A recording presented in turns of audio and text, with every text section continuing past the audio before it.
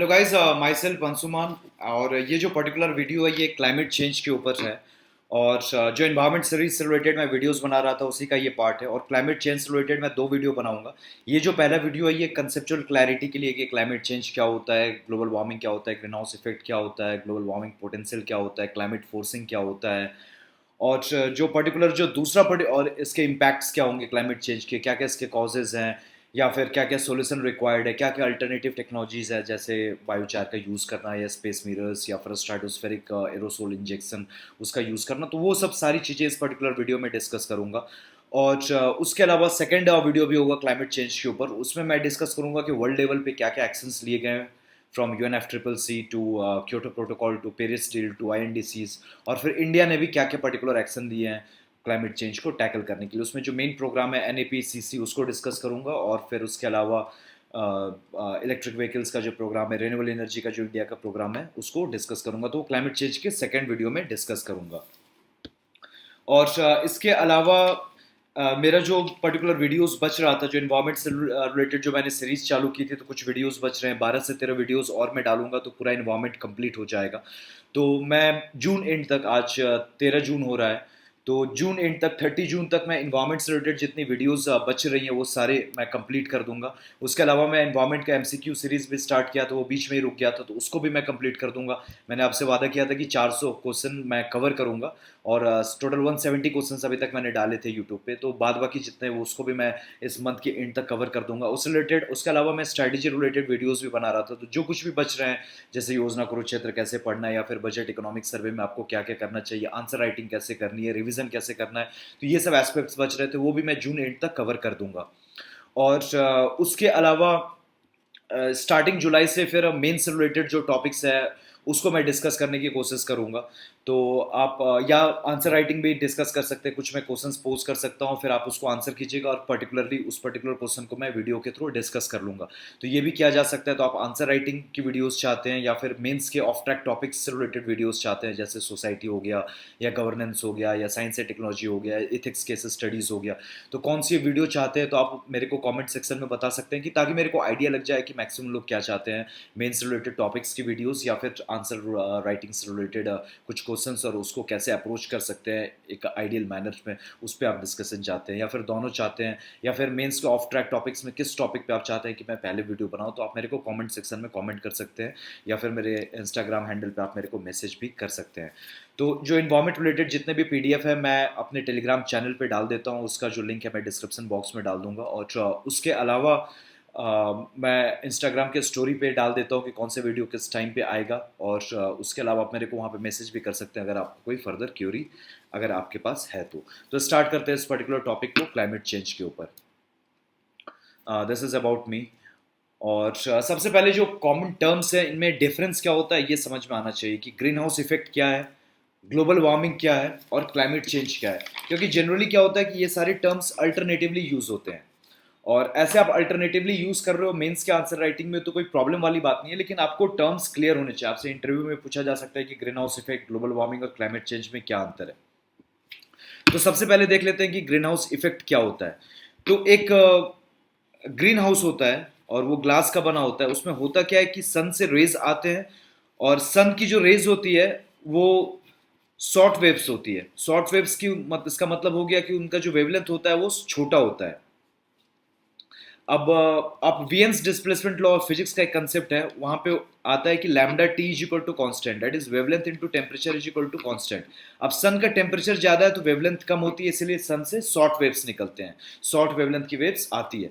तो short wavelength की wave जो होती है उसकी एनर्जी हाई होती है, तो इसलिए वो क्या होता है कि वो ग्लास के थ्रू पेनिट्रेट कर लेती है और ग्रीन हाउस का जो चैम्बर होता है उसके अंदर घुस जाती है।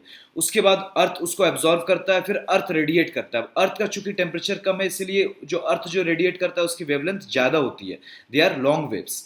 तो जब लॉन्ग वेव्स वापस जब अर्थ रेडिएट करता है, जैसे ये शॉर्ट वेव्स अर्थ एब्जॉर्व किया, ये लॉन्ग वेव अर्थ रेडिएट करेगा, फिर क्या होता है कि जो लॉन्ग वेव की एनर्जी जो होती है वो कम होती है, तो जो ग्रीन हाउस चैम्बर होता है वो उसको पास होने नहीं देता है, और वो जो लॉन्ग वेव्स है वो ग्रीन हाउस में ही ट्रैप हो जाती है, जिसके चलते हीटिंग होती है और वो प्लांट्स को हेल्प करती है ग्रो करने के लिए। ये ग्रीन हाउस का कंसेप्ट होता है। वही ग्रीन हाउस के कंसेप्ट पे बेस्ड है ग्रीन हाउस इफेक्ट। यहाँ पे क्या है कि अर्थ का एटमोस्फेयर ग्रीन हाउस की तरह एक्ट कर रहा है। अर्थ का एटमोस्फेयर क्या कर रहा है कि जो सन की जो शॉर्ट वेव्स आ रही है वो एटमोस्फेयर के थ्रू पेनिट्रेट कर रही है, कुछ तो रिफ्लेक्ट बैक करेगी depending on the albedo of the earth. Earth का एवरेज एल्बिडो 35% है, तो 65% अर्थ पे पहुंचेगी, अर्थ और अर्थ के एटमोस्फेयर पे पहुंचेगी। उसके बाद जब अर्थ वापस रेडिएट करेगा तो वो लॉन्ग वेव्स रेडिएट करेगा। तो जब अर्थ जब लॉन्ग वेव रेडिएट करेगा तो कुछ पास हो जाएगी एटमोस्फेयर से, कुछ ट्रैप हो जाती है। क्योंकि ट्रैप इसलिए होती है क्योंकि इनकी एनर्जी कम होती है, और ये जो ट्रैप हो जाती है इसके चलते होता है ग्रीन हाउस इफेक्ट। इसके चलते क्या होता है कि अर्थ का टेम्परेचर बढ़ता है। तो this is the concept of green house effect. तो प्रिलिम्स में ये ट्रैप किया जा सकता है कि जो ग्रीन हाउस इफेक्ट होता है उसमें क्या होता है कि सन से जो रेज आती है उसको अर्थ एब्जॉर्व कर लेता है, और उसके चलते ग्रीन हाउस इफेक्ट होता है। तो वो स्टेटमेंट गलत होगा, क्योंकि वो ट्रैप नहीं कर रहा है। ये जो रेज जो ट्रैप हो रही है अर्थ के द्वारा रेडिएटेड रेज है। होता क्या है कि सन से आती है, अर्थ एब्जॉर्ब करता है, जब अर्थ वापस रीमिट करता है तो फिर फर्दर वो ट्रैप हो जाती है, उसके चलते ग्रीन हाउस इफेक्ट होता है। सन से जो डायरेक्टली रेज आती है उसके चलते ग्रीन हाउस इफेक्ट नहीं होता है। ग्रीन हाउस इफेक्ट होता है जब सन से जो रेज आती है अर्थ एब्जॉर्ब करता है, अर्थ जब वापस रीमीट करता है उसके बाद उसमें से कुछ पार्ट अर्थ का एटमोस्फेयर एब्जॉर्ब कर लेता है, तो उसके चलते होता है ग्रीन हाउस इफेक्ट। तो इन शॉर्ट अगर साइंटिफिक टर्म्स में मैं बोलूं तो सन से जो रेज आती है वो शॉर्ट वेव्स होती है, क्योंकि सन का टेम्परेचर ज्यादा है। Short waves they have higher energy, जितना कम वेवलेंथ होता है उतना ज्यादा एनर्जी होती है। तो ये शॉर्ट वेव्स इनकी हायर एनर्जी है, तो ये एटमोस्फेयर के थ्रू पेनिट्रेट कर जाती है, कोई ट्रैपिंग नहीं होती है। फिर अर्थ एब्जॉर्ब करता है, अर्थ जब एब्जॉर्ब करता है तो वापस जब रीमिट करता है, चूंकि अर्थ का टेम्परेचर कम है तो इसका वेवलेंथ ज्यादा होगा, तो ये लॉन्ग वेव्स इमिट करता है। लॉन्ग वेव्स की एनर्जी कम होती है, इसलिए कुछ पार्ट उसका आसानी से एटमोस्फेयर ट्रैप कर लेता है, और उसके चलते ग्रीन हाउस इफेक्ट होता है। तो ये ट्रैपिंग के चलते क्या हो रहा है, ये ग्रीन हाउस इफेक्ट इसलिए बोल रहे हैं क्योंकि ये ग्रीन हाउस की जैसे अर्थ का एटमोस्फेयर काम कर रहा है, इसलिए इसको ग्रीन हाउस इफेक्ट कहते हैं। और इसके चलते ये ट्रैपिंग के चलते क्या होता है कि अर्थ का टेम्परेचर बढ़ता है, फिर उस फेनोमेनन को ग्लोबल वार्मिंग कहते हैं। ग्रीन हाउस इफेक्ट इसलिए कर रहे हैं क्योंकि अर्थ का एटमोस्फेयर ग्रीन हाउस की तरह एक्ट कर रहा है। ग्लोबल वार्मिंग इसलिए कर रहे हैं क्योंकि अर्थ का टेम्परेचर बढ़ रहा है। और फिर अगला जो टर्म आता है क्लाइमेट चेंज। अब क्लाइमेट चेंज ग्लोबल वार्मिंग से कंप्रिहेंसिव कंसेप्ट है। ग्लोबल वार्मिंग केवल बस ये बता रही है कि अर्थ का टेम्परेचर बढ़ रहा है। अर्थ के टेम्परेचर बढ़ने से क्या हो रहा है, केवल टेम्परेचर नहीं बढ़ रहा है, फिर रेनफॉल पैटर्न्स चेंज होगा, क्लाइमेटिक इवेंट्स चेंज होगा, क्लाइमेट चेंज होगा। तो रेनफॉल पैटर्न्स भी चेंज होगा, टेम्परेचर भी चेंज होगा, क्लाइमेटिक इवेंट्स भी चेंज होंगी, और उसके चलते काफी सारे चेंजेस होंगे। बायोडाइवर्सिटी में चेंज आएगा, डिजास्टर्स काफी ज्यादा होगा। तो ये सारी चीजें जो चेंज आ रहा है क्लाइमेट में, दैट इज क्लाइमेट चेंज। तो क्लाइमेट चेंज का एक सब पार्ट है global warming. Main cause climate change का ग्लोबल वार्मिंग ही है, लेकिन क्लाइमेट चेंज ग्लोबल वार्मिंग से ज्यादा कंप्रिहेंसिव कंसेप्ट है। Global warming says that the temperature of the earth is rising. Climate change says that the climate is changing, the climatic factors are changing, rainfall pattern is changing, temperature is increasing, climatic events are getting changed because of global warming. तो global warming एक positive reason है climate change के लिए। और climate change is not only about increase in temperature, it is about also increase in rainfall pattern, change in the intensity and the frequency of disasters.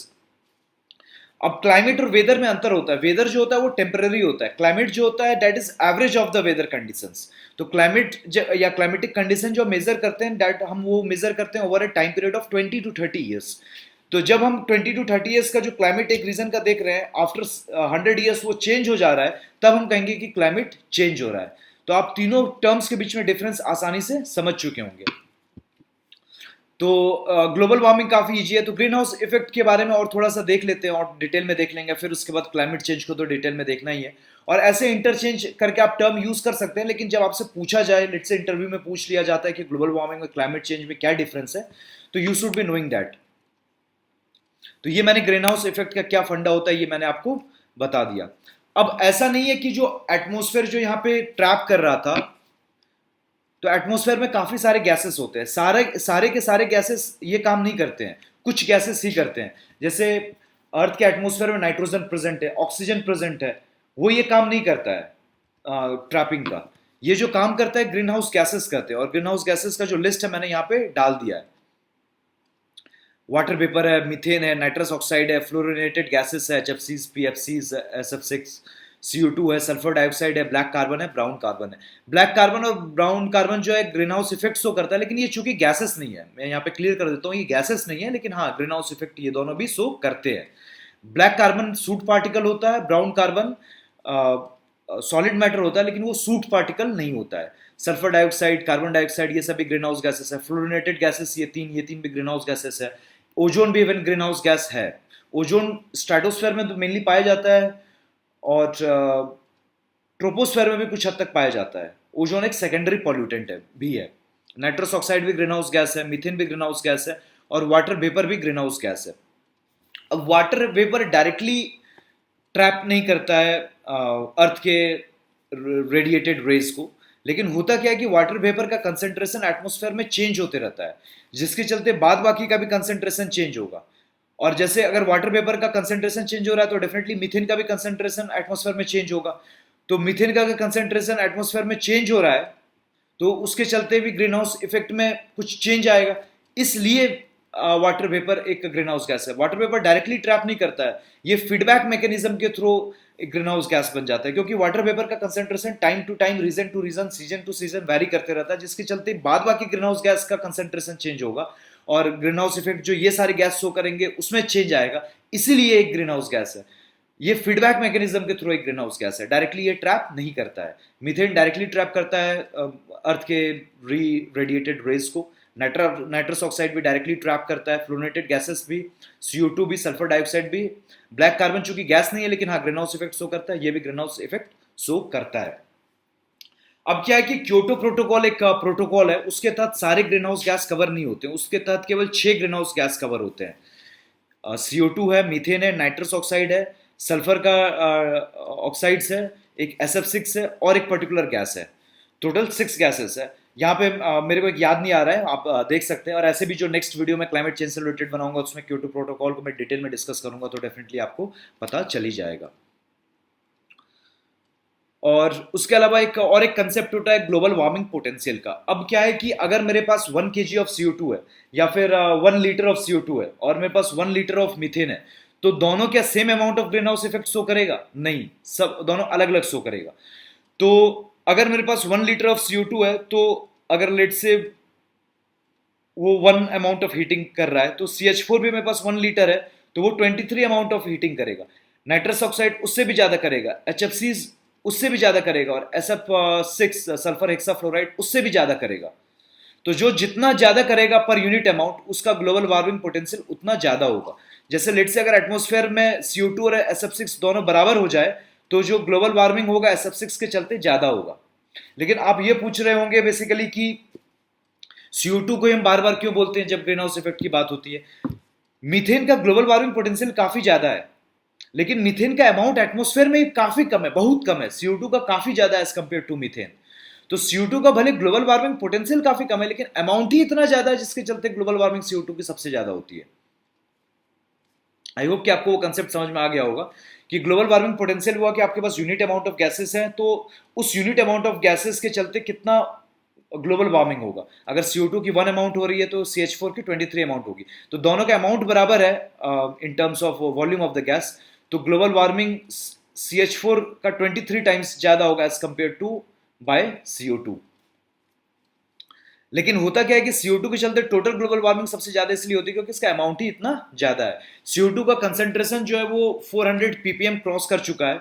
That means कि 0.04% of the earth's atmosphere comprises of CO2 carbon dioxide.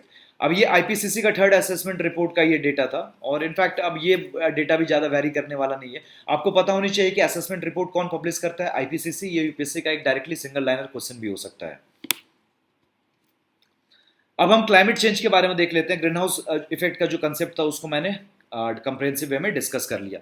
तो अब जब हम climate change को पढ़ेंगे तो climate change को एकदम मेंस के एंगल से देख लेते हैं कि उसके कॉजेस क्या होते हैं। तो कॉजेस भी होंगे तो 2 कॉजेस होंगे, नेचुरल कॉजेस और एंथ्रोपोजेनिक कॉजेस। फिर उसका इफेक्ट क्या क्या होता है क्लाइमेट चेंज का, वो देख लेते हैं कंप्रेहेंसिव वे में।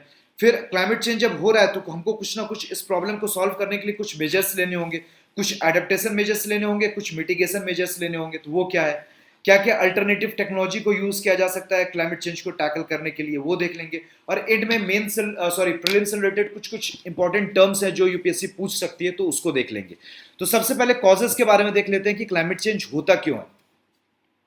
तो डेफिनेटली जो मेन रीजन है वो एंथ्रोपोजेनिक रीजन ही है क्लाइमेट चेंज के लिए, लेकिन कुछ नेचुरल कॉजेस भी हैं क्लाइमेट चेंज के लिए।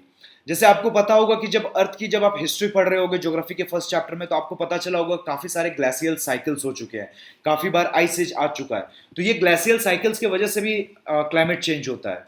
उसके अलावा एक पोलर ड्रिफ्ट थ्योरी भी है कि अभी जो अर्थ का नॉर्थ पोल है और अभी जो अर्थ का साउथ पोल है, तो अभी जिस पॉइंट पे नॉर्थ पोल है वो उसी पॉइंट पे नॉर्थ पोल हमेशा नहीं रहेगा, वो पॉइंट चेंज करते रहता है। अर्थ का जो एक्सिस है वो भी चेंज करते रहता है विथ टाइम, भले स्लो रेट पे करता है लेकिन वो करता है। उसके चलते भी क्लाइमेट चेंज होता है, ये उसको कहते हैं पोलर ड्रिफ्ट थ्योरी। उसके अलावा ग्लेशियल साइकिल्स की वजह से भी क्लाइमेट चेंज होता है। उसके अलावा एक मिलानकोविच साइकिल कहते हैं। मिलानकोविच साइकिल के 3 कंपोनेंट होते हैं, एसेंट्रिसिटी, ऑब्लिक्विटी और प्रिसिशन। तो इन तीनों को मैं डिस्कस कर रहा हूं। तो सबसे पहले मैंने बताया जो ग्लेशियल साइकिल्स हैं कि काफी बार अर्थ पे आइस एज आ चुका है, उसके वजह से भी क्लाइमेट चेंज होता है, वो भी एक नेचुरल कॉज है। उसके अलावा अर्थ का जो पोल्स है वो भी चेंज होते रहता है, that theory is called polar drift theory.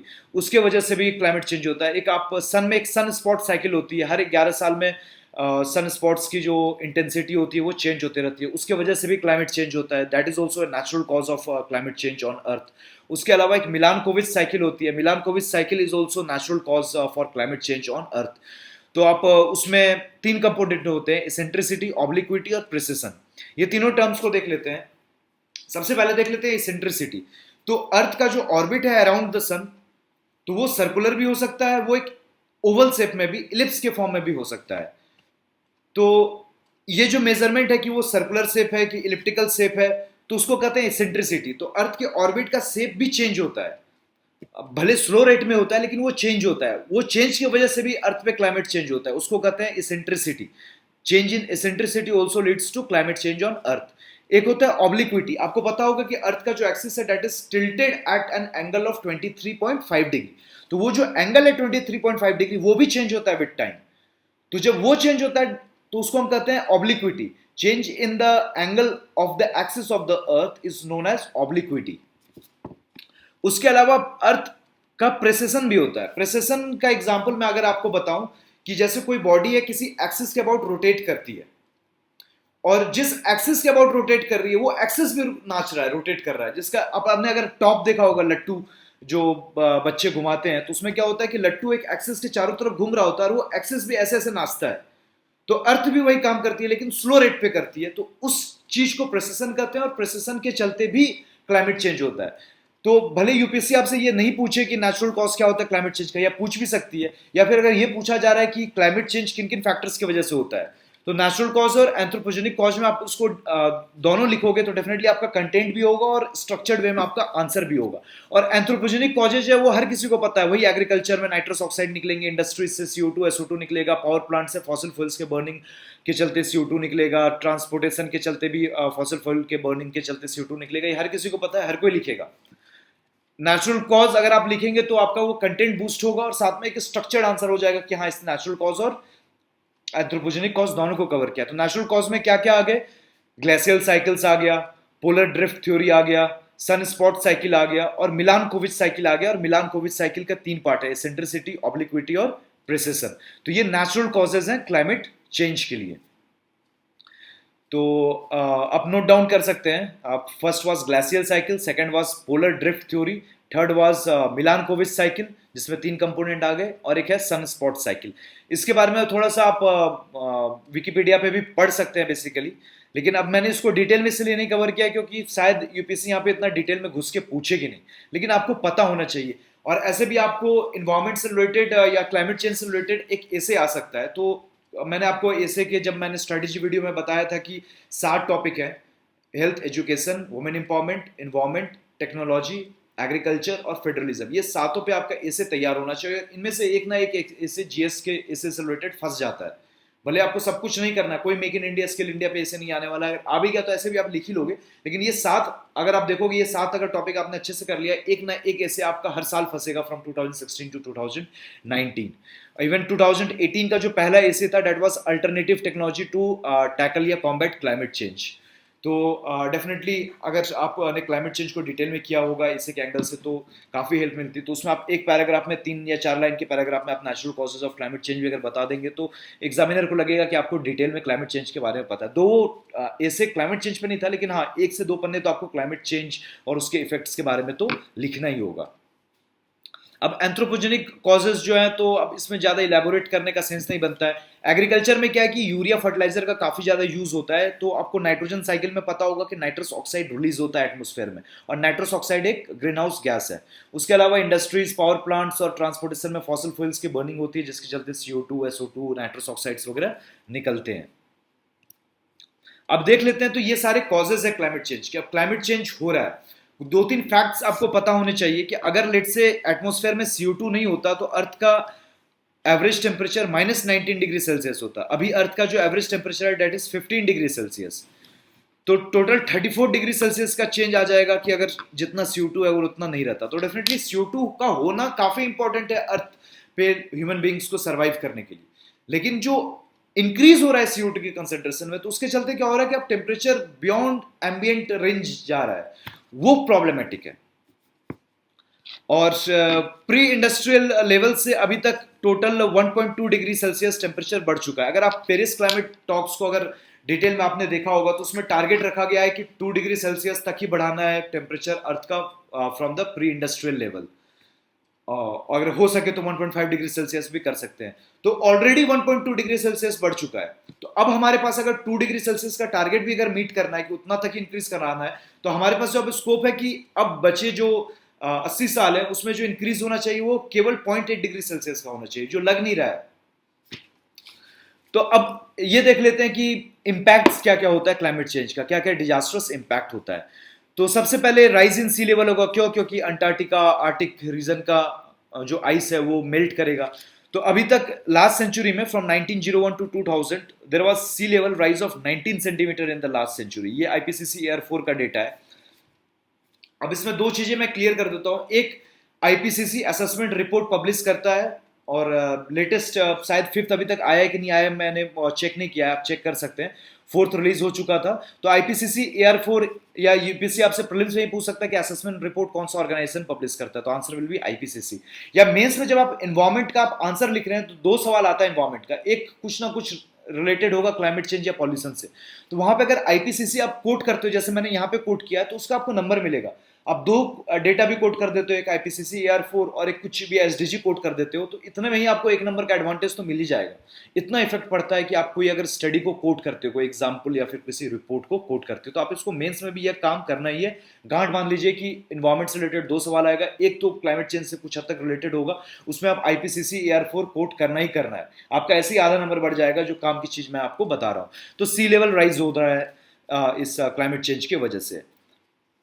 अब उसके अलावा क्या है कि मैंने आपको बताया जब टेम्परेचर चेंज होता है तो टेम्परेचर के चलते क्या है कि प्रेशर भी चेंज होता है, कि अर्थ के रीजन में हाई प्रेशर लो प्रेशर बनता है, जिसके चलते रेनफॉल होती है। अब जब अर्थ का टेम्परेचर चेंज होगा तो जिस रीजन पे हाई प्रेशर या लो प्रेशर बनेगा वो भी चेंज होगा, और जिसके चलते there will be change in rainfall patterns. तो जब रेनफॉल पैटर्न्स के चलते क्या होगा कि अब एग्रीकल्चर भी हैम्पर कर सकता है, जिसके चलते फूड इनसिक्योरिटी भी हो सकती है। फ्लड ड्रॉट्स के इंटेंसिटी और फ्रीक्वेंसी भी बढ़ सकती है, और रेनफॉल पैटर्न्स चेंज हो रहा है तो कहीं वाटर स्ट्रेस आ सकता है, वाटर इनसिक्योरिटी आ सकती है। वाटर स्ट्रेस रिलेटेड आपका मेंस का एक क्वेश्चन हर साल आता है, चाहे वो रेन वाटर हार्वेस्टिंग पे आ जाए, वाटर सेट मैनेजमेंट पे आ जाए, वाटर स्ट्रेस पे आ जाए। 2019 में ऑलरेडी वाटर स्ट्रेस पे आया था, तो ये आपको मेंस के एंगल से डिटेल में कवर कर लेना है। उसके अलावा हीट वेव्स का भी इंटेंसिटी बढ़ेगा, जिसके चलते ह्यूमन हेल्थ पे भी अफेक्ट होगा। जब हीट वेव्स आते हैं या लू आता है तो डेथ भी होती है, मोर्टेलिटी भी होती है, या फिर काफ़ी चेंजेज होने लगते हैं ह्यूमन बॉडी में, डिहाइड्रेशन होने लगता है, मसल क्रैम्प्स वगैरह भी होने लगते हैं। उसके अलावा क्लाइमेट चेंज की वजह से, ग्लोबल वार्मिंग की वजह से बायोडाइवर्सिटी पे भी अफेक्ट होगा। आपको पता होगा कि माउंटेन्स पे एक ट्री लाइन होती है, जिसके बियॉन्ड, जिसके ऊपर ट्री नहीं पाए जाते हैं, तो वो ट्री लाइन क्या होती है, ऊपर उठने लगती है क्लाइमेट चेंज की वजह से। उसके अलावा कोराल ब्लीचिंग के बारे में आपको पता होगा। Corals they are symbiotic relationship between coral polyps and zooxanthellae algae. तो ये साइम्बियोटिक रिलेशनशिप टेम्परेचर बढ़ने के चलते टूटने लगता है, जिसके चलते कोराल्स अपना कलर खो देते हैं। This is coral bleaching. तो बायोडाइवर्सिटी पे भी इम्पैक्ट होगा क्लाइमेट चेंज का। उसके अलावा मेल्टिंग ऑफ आइस कैप्स के बारे में मैंने बता दिया। हिमालयन आइस भी पिघलेगा, जिसके चलते क्या होगा कि गंगा का जो सोर्स है वो हिमालयज ही है। तो जब आइस कैप पिघलने लगेगा तो इनिशियली गंगा में फ्लडिंग की सिचुएशन काफी ज्यादा होगी, और एक बार जब सारा आइस पिघल चुका होगा फिर ड्रॉट लाइक सिचुएशन काफी होने लगेगी गैंजेटिक प्लेन्स में। उसके अलावा increase in intensity and frequency of disasters, ये आप देख भी रहे होंगे, अल नीनो आने लगता है, तो अल नीनो का इंटेंसिटी भी बढ़ चुका है बिकॉज ऑफ क्लाइमेट चेंज। तो उसके चलते क्या हो रहा है कि अर्थ में इंडिया में ड्रॉट लाइक सिचुएशन भी बढ़ने लगे हैं, रेनफॉल कम होने लगी है। तो intensity frequency of different disasters like cyclones, flood, droughts, ये सब भी they are the possible causes of, they are the possible impacts of climate change. तो आपको ये कॉजेज क्या है, इम्पैक्ट्स क्या है, ये आपको रटे होने चाहिए, और सोल्यूशन में भी एडेप्टेशन और मिटिगेशन मेजर्स क्या है, ये आपको रटे होने चाहिए। अब ओशन एसिडिफिकेशन भी एक इम्पैक्ट है क्लाइमेट चेंज का, वो भी प्रीवियस स्लाइड का ही पार्ट हो गया, लेकिन ओशन एसिडिफिकेशन को थोड़ा डिटेल में देख लेते हैं। अब क्या है कि CO2 का इमिशन एटमॉस्फेयर में काफ़ी ज़्यादा हो रहा है बिकॉज ऑफ ट्रांसपोर्टेशन सेक्टर या फिर इंडस्ट्रीज, पावर प्लांट्स, वहाँ पे फॉसिल फ्यूल्स की बर्निंग हो रही है जिसके चलते CO2 इमिट हो रहा है। अब क्या होता है, जो CO2 का एटमॉस्फेयर में कंसेंट्रेशन इंक्रीज हो रहा है तो कुछ CO2 ओशन में भी एब्जॉर्ब हो जाएगा, और ओशन में क्या होगा, CO2 वाटर के साथ रिएक्ट करके कार्बोनिक एसिड फॉर्म करेगा। अब कार्बोनिक एसिड फॉर्म जब होगा तो क्या होगा कि ओशन वाटर का पीएच कम होने लगेगा। तो जब ओशन वाटर का पीएच कम होने लगेगा, this process is known as ocean acidification. अब होता क्या है कि कार्बोनिक एसिड का जो फार्मूला होता है वो H2CO3 होता है। H2CO3 टूटता है H+ और HCO3- आयन में, hydrogen ion and bicarbonate ion, और ये हाइड्रोजन आयन H+ आयन के चलते ओशन वाटर की जो पीएच है वो कम होने लगता है, ओशन वाटर का एसिडिफिकेशन होने लगता है। डेटा कहता है कि ocean acidification has increased by about 23% from the pre industrial levels. ये IPCC AR4 का ही डेटा है, असेसमेंट रिपोर्ट 4th का ही डेटा है। यूपीएससी आपको ट्रैप कहां कर सकता है कि ओशन वाटर को बोल देगा कि एसिडिक है, क्योंकि आप पढ़ के जाएंगे because of ocean acidification ocean water has become acidic. ये गलत स्टेटमेंट होगा। ओशन वाटर अभी भी बेसिक है, ओशन वाटर का पीएच अभी भी मोर देन 7 है, लेकिन उसका पीएच कम हो रहा है, this is ocean acidification. Ocean water is still basic, it's pH is still more than 7, but it's pH is decreasing, that's why the process is called ocean acidification. Acidification मतलब यहां पे pH कम हो रहा है, इसका ये मतलब नहीं है कि ओशन वाटर एसिडिक बन गया है।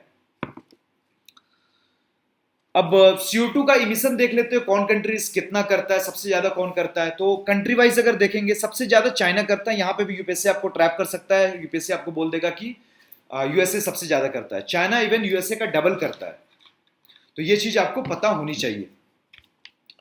सबसे ज्यादा चाइना करता है, फिर यूएस है, फिर EU है, फिर इंडिया है। कंट्री वाइज में इंडिया थर्ड आ जाएगा, लेकिन ओवरऑल EU को एक ब्लॉक देखेंगे तो इंडिया 4th पे आ जाएगा। This is as per 2014 global CO2 emission data. अब पर कैपिटा इमिशन की बात करें, ये तो टोटल इमिशन हो गया by each and every country. Per capita emission की बात करें तो वर्ल्ड का जो जैसे कुछ कंट्री जैसे ऑस्ट्रेलिया का यहाँ जो पर कैपिटा इमिशन है that is more than 25 metric tons per capita.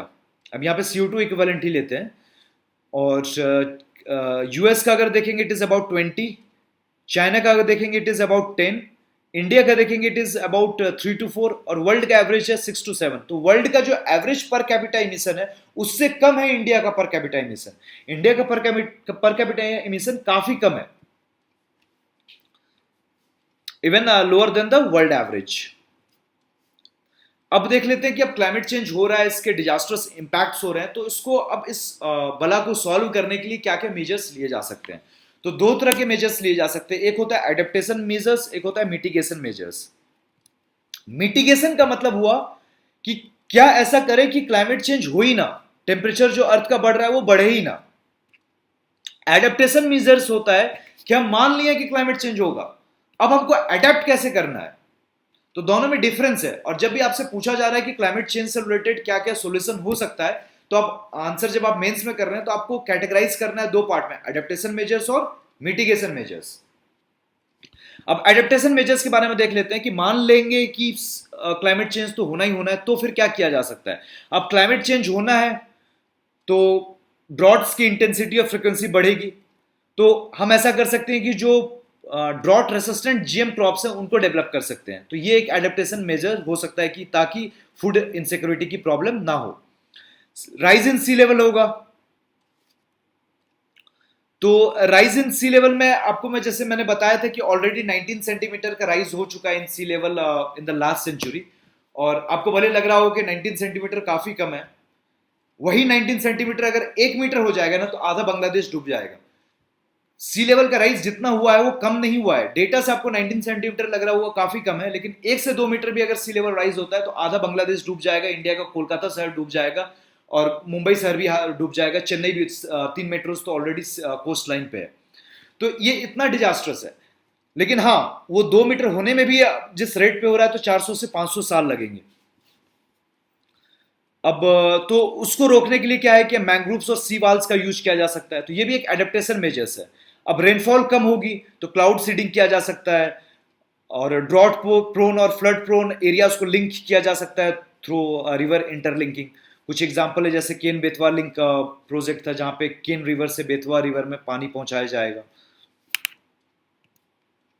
अब है मिटिगेशन स्ट्रेटजी। मिटिगेशन स्ट्रेटजी का मतलब हुआ कि क्लाइमेट चेंज हो ही ना, CO2 का इमिशन हो ही ना, तो उसके लिए हम रेन्यूएबल एनर्जी को प्रमोट कर सकते हैं, क्योंकि वहां पे CO2 का इमिशन नहीं होगा, जैसे solar energy, wind energy. Electric vehicles को प्रमोट किया जा सकता है instead of present vehicles that uses internal combustion engine, जहां पे CO2 का इमिशन होता है। एफोरेस्टेशन को प्रमोट किया जा सकता है, इसके चलते क्या होगा कि जो CO2 इमिट भी होगा तो वो एब्जॉर्व कर लिया जाएगा प्लांट्स के द्वारा। तो ये सब मिटिगेशन स्ट्रेटजी हुई। तो एडेप्टेशन और मिटिगेशन में आप डिवाइड करोगे, और मिटिगेशन स्ट्रेटजी से रिलेटेड कुछ एक्स्ट्रा चीजें भी मैं आपको बता रहा हूँ। कुछ अल्टरनेटिव टेक्नोलॉजी, ये भी मिटिगेशन स्ट्रेटजी का ही पार्ट है। अब कार्बन कैप्चर एंड स्टोरेज के बारे में, ये भी एक अल्टरनेटिव टेक्नोलॉजी है। स्पेस मिरर भी एक अल्टरनेटिव टेक्नोलॉजी है। स्ट्रेटोस्फेरिक एरोसोल इंजेक्शन भी एक अल्टरनेटिव टेक्नोलॉजी है। बायोचार का यूज करना भी एक अल्टरनेटिव टेक्नोलॉजी है। तो अब यूपीएससी ने 2017 के केसे में, सॉरी 2018 के केसे में पहले ये से था alternative technology to combat climate change. तो उसमें आप जीएम क्रॉप्स के बारे में, ग्रोनेज सी वाल्स के बारे में, क्लाउड सीडिंग के बारे में, रिवर इंटरलिंकिंग के बारे में, रेन्यूएबल एनर्जी के बारे में, इलेक्ट्रिक व्हीकल्स के बारे में, कार्बन कैप्चर एंड स्टोरेज के बारे में, स्पेस मिरर के बारे में, स्ट्रेटोस्फेरिक एरोसोल इंजेक्शन के बारे में, बायोचार के बारे में, ये सब के बारे में अगर लिख लोगे तो ऑलरेडी आपका ऐसे काफी अच्छे से कवर हो जाएगा। तो अब इसको डिस्कस कर लेते हैं कि ये सब होता क्या है। अब कार्बन कैप्चर एंड स्टोरेज का कंसेप्ट क्लियर करने से पहले आपको थोड़ा सा ये आइडिया होना चाहिए कि ये कहते हैं कि अर्थ का टेम्परेचर बढ़ेगा तो काफी प्रॉब्लम होगा।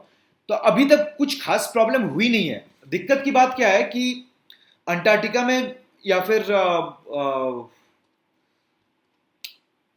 पोलर रीजन में परमाफ्रॉस्ट का एक लेयर होता है। अब परमाफ्रॉस्ट का लेयर जैसे पिघलेगा ना तो परमाफ्रॉस्ट के नीचे काफी मीथेन एब्जॉर्ब्ड है। तो परमाफ्रॉस्ट जैसे ही पिघलेगा वैसे ही मीथेन जो नीचे एब्जॉर्ब्ड है वो एटमॉस्फेयर में चला जाएगा। तो अभी CO2 बढ़ रहा है, जिसके चलते ग्लोबल वार्मिंग हो रही है, टेम्परेचर बढ़ रहा है, परमाफ्रॉस्ट पिघलेगा, तो इससे तो ऑलरेडी राइजिंग टेम्परेचर हो रहा है, लेकिन जो मीथेन जो परमाफ्रॉस्ट के नीचे एब्जॉर्ब्ड है वो भी अचानक से फिर रिलीज होने लगेगा एटमॉस्फेयर में। तो उसके चलते क्या होगा कि अचानक से फिर क्लाइमेट चेंज और ही अलग लेवल का होने लगेगा।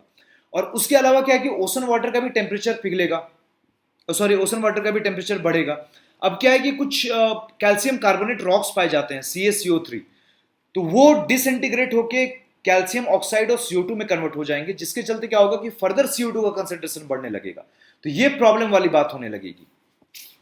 कार्बन कैप्चर एंड स्टोरेज में क्या करते हैं कि जैसे फॉर उसका एक एग्जांपल मैं आपको बता रहा हूं कि कैल्शियम ऑक्साइड आपके पास पड़ा हुआ है, तो वो क्या है कि CO2 को एब्जॉर्ब करेगा और कैल्शियम कार्बोनेट में कन्वर्ट हो जाएगा। लेकिन हाँ, वो कुछ एम्बिएंट कंडीशन में होगा, तो उस टेक्नोलॉजी को डेफिनेटली काफी डिटेल में स्टडी करना होगा। ये टेक्नोलॉजी में अभी नेसेंट फेज में ही है। तो क्या होगा कि वो CaO जब CO2 के साथ रिएक्ट करेगा तो एटमॉस्फेयर में CO2 का जो कंसेंट्रेशन है वो कम होने लगेगा। This process is carbon capture and storage. तो एक प्रोजेक्ट था कार्बोफिक्स प्रोजेक्ट, रफली इसी लाइंस पे था। तो कार्बोफिक्स प्रोजेक्ट CARBFIX किसी यूरोपियन कंट्री का ही था, स्कैंडिनेवियन कंट्री का ही था कार्बोफिक्स प्रोजेक्ट। उसमें CO2 एटमॉस्फेरिक CO2 को एब्जॉर्व किया जाएगा इन द रॉक्स। फिर स्पेस मिरर लगाया जा सकता है स्ट्रेटोस्फेयर में, कि वो स्पेस मिरर क्या होगा कि सन की रेस को रिफ्लेक्ट कर देगा, जिसके चलते अर्थ का टेम्परेचर नहीं बढ़ेगा। अब एरोसोल क्या होता है कि एक प्रोसेस होता है ग्लोबल डीमिंग का। इसमें क्या होता है कि एरोसोल एब्जॉर्व कर लेता है सनरेज को, जिसके चलते अर्थ पे कम ही सनरेज पड़ पाएंगी, जिसके चलते अर्थ का टेम्परेचर कम बढ़ेगा। जिसके चलते ग्लोबल वार्मिंग रुकेगी, तो इस प्रोसेस को कहते हैं ग्लोबल डिमिंग। तो aerosol leads to global dimming. तो इस एरोसोल को स्ट्रेटोस्फेयर में भी इंजेक्ट कर सकते हैं, उसके चलते क्या होगा, सनरेज वहीं से वापस मतलब सनरेज अर्थ पे नहीं आएंगी, ये एरोसोल एब्जॉर्व कर लेगा। तो कम सनरेज आएंगी तो अर्थ का टेम्परेचर बढ़ने से रुक जाएगा या कम बढ़ेगा। तो ये इस टेक्नोलॉजी को भी यूज कर सकते हैं। बायोचार भी क्या करता है, CO2 को एब्जॉर्व करता है, तो बायोचार का भी यूज किया जा सकता है in order to mitigate climate change. अब कुछ टर्म्स देख लेते हैं प्रीलिम्स के एंगल से। कार्बन सिक्वेस्ट्रेशन क्या होता है, CO2 को एब्जॉर्व करना। कार्बन सिंक क्या होता है, जो CO2 को एब्जॉर्व करता है। कौन कौन CO2 को एब्जॉर्व करता है, एटमॉस्फेयर हो गया, सॉइल हो गया, ओशन हो गया, फॉरेस्ट हो गया, तो ये सब कार्बन सिंक है। और जिस प्रोसेस के थ्रू कार्बन एब्जॉर्ब हो रहा है कार्बन सिंक में, उसको कहते हैं कार्बन सिक्वेस्ट्रेशन।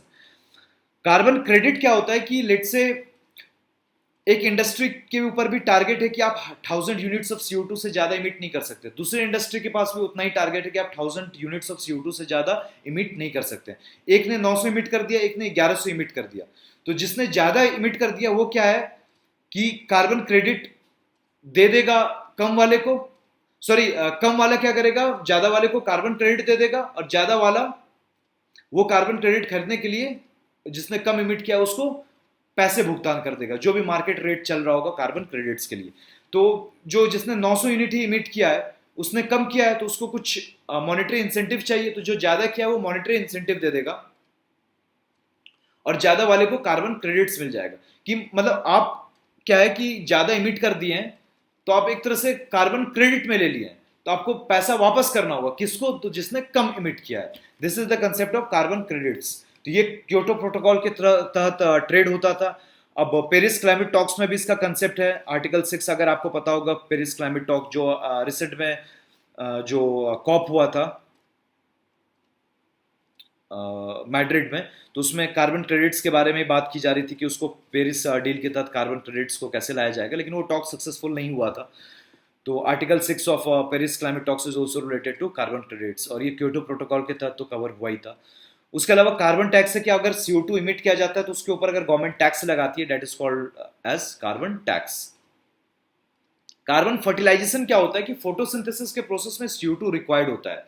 अगर एटमॉस्फेयर में ज्यादा अमाउंट ऑफ CO2 है तो फोटोसिंथेसिस ज्यादा होगा, जिसके चलते प्लांट ग्रोथ ज्यादा होगा। This is the concept of carbon fertilisation. Climate forcing क्या होता है कि जब किसी भी पर्टिकुलर फैक्टर में चेंज आ रहा है और उसके चलते ग्लोबल वार्मिंग ज्यादा हो रही है, तो that is known as positive climate forcing. अगर उसके चलते कम हो रही है, that is known as negative climate forcing. For example, अगर CO2 का अमाउंट बढ़ा देंगे, that is positive climate forcing. क्यों? क्योंकि टेम्परेचर बढ़ेगा अर्थ का। अगर हम एरोसोल का कंसेंट्रेशन बढ़ा देते हैं एटमॉस्फेयर में, that is negative climate forcing. क्यों? क्योंकि उसकी वजह से ग्लोबल डीमिंग होगी और अर्थ का टेम्परेचर ज्यादा होने से रुक जाएगा या फिर कम होगा। तो this is positive climate forcing and negative climate forcing. Positive climate forcing की वजह से क्या होता है कि टेम्परेचर बढ़ता है अर्थ का, नेगेटिव क्लाइमेट फोर्सिंग की वजह से अर्थ का टेम्परेचर कम होता है। तो जो क्लाइमेट चेंज का बेसिक कंसेप्ट है कि ग्रीन हाउस इफेक्ट और ग्लोबल वार्मिंग, क्लाइमेट चेंज में क्या डिफरेंस है, कौन कौन ग्रीन हाउस गैसेस हैं, ग्लोबल वार्मिंग पोटेंशियल क्या होता है, प्रीलिम्स रिलेटेड जो इंपॉर्टेंट टर्म्स हैं, कॉजेस क्या है, नेचुरल कॉजेस क्या है, एंथ्रोपोजेनिक कॉजेस क्या है, इफेक्ट्स क्या है क्लाइमेट चेंज का, सोल्यूशन क्या हो सकता है, एडेप्टेशन मेजर्स और मिटिगेशन मेजर्स, उसके अलावा क्या अल्टरनेटिव टेक्नोलॉजी का यूज़ किया जा सकता है in order to tackle climate change. इस वीडियो में मैंने डिटेल में डिस्कस कर दिया। उसके बाद जो सेकंड वीडियो होगा क्लाइमेट चेंज के ऊपर, उसमें मैं आपसे डिटेल में डिस्कस कर लूँगा कि इंडिया ने क्या क्या स्टेप्स लिए हैं क्लाइमेट चेंज को टैकल करने के लिए, और वर्ल्ड लेवल पे क्या क्या स्टेप्स लिया गया है। तो इस वीडियो को यहीं पे एंड करते हैं। This is the end of the video. Thank you for watching.